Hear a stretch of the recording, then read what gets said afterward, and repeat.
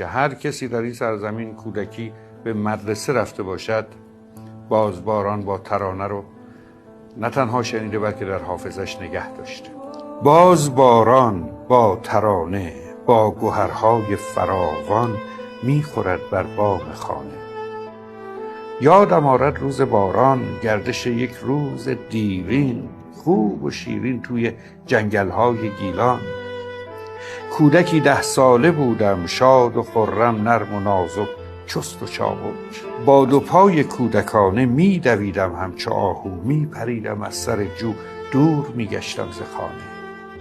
می شنیدم از پرنده داستانهای نهانی، از لب باد وزنده رازهای زندگانی.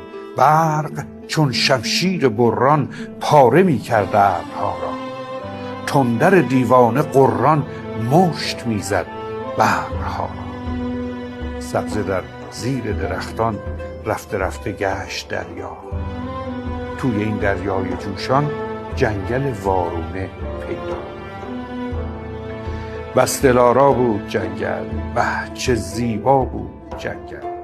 می شنیدم اندر این گوهرفشانی رازهای جاودانی، پندهای آسمانی. بشنو از من کودک من، پیش چشم مرد فردا، زندگانی خواه تیره خواه روشن، هست زیبا هست زیبا هست زیبا.